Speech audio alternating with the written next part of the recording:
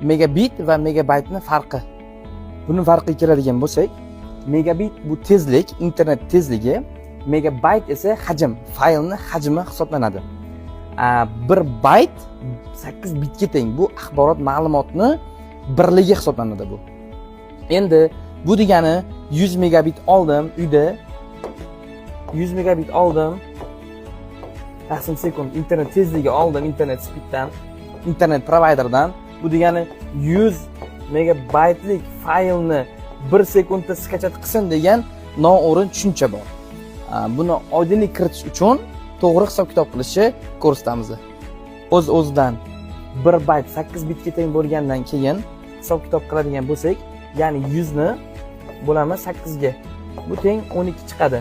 Ya'ni siz internet providerdan 100 megabit sotib olgan taqdirda 1 sekundiga 12,5 megabayt hajmli faylni skachat, ya'ni tortib olasiz.